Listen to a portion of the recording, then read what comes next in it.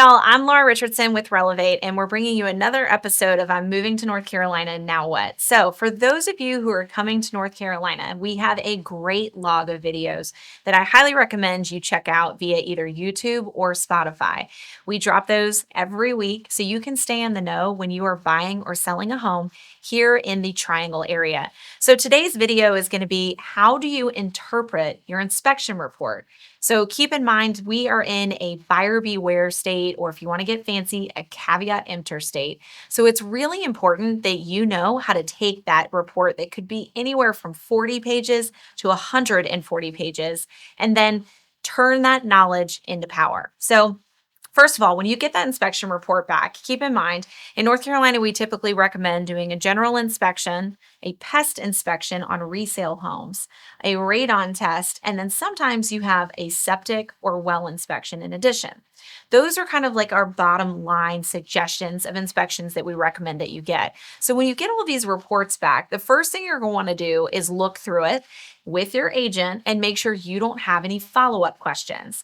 Sometimes there's just kind of pieces of information that don't quite make sense, and the seller is a great resource. So jot those down, create a good kind of concise list, and give that to the listing agent to pass along to the seller. See if you can gain some clarity in some of the things that even the inspector may not have been able to answer. Keep in mind, they're only there for a 2 to 4 hour window, depending on the size of the home. And so they can only capture so many things. And sometimes there's some tricks to stuff in the home that maybe the seller can actually answer, like that light switch that doesn't seem to turn on anything. It could just be that a bulb's out, needs to be replaced, and the seller knows how to do that.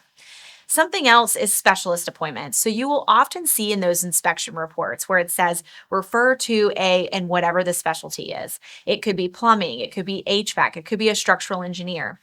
It is really important to remember your inspector is a generalist. So imagine you're going in for heart surgery. You're probably going to have multiple doctors that are involved in that particular situation, right? You're not just going to have the cardiologist or the heart surgeon. You're also going to have an anesthesiologist and other doctors who kind of come together to be able to give you a whole body image. It's the same thing when you're buying a house. So if you ever see those little taglines within a section that says to defer to a specialist, make sure you follow up with them. All right. The second thing is you're going to want to utilize those specialists during the due diligence period. Remember, this is your time, your window in the contract to get as much information as possible so you can learn as much as possible about the house and decide, do I want to go forward? Do I want to continue with this contract? So then you're going to make your due diligence request. And keep in mind, we do this in a couple of different ways. One is through a DDRA. Yes, a good acronym. We have these a lot in real estate. A due diligence repairs agreement is going to be kind of your honey-do list that you give to the seller saying, we want you to fix these things. Here's how we want you to prove it, in what kind of workmanship, and when it's going to be done by. The other option is to do an agreement to amend. So an agreement to amend is literally changing the contract terms, and the amendment will now supersede the original contract. So this is where we might ask for concessions. So a dollar amount that the seller is going to give you to then fix some of those things on the back end. Then we also look through the inspection report to just talk through general home ownership and deferred maintenance. It's got great information in there, like how old is your water heater, or what age is the HVAC system, repairs that might need to be made to some framework. Guys, keep in mind, we live in a high humidity environment here in North Carolina. So something that we commonly see is like wood rot around trim that's near the doorway.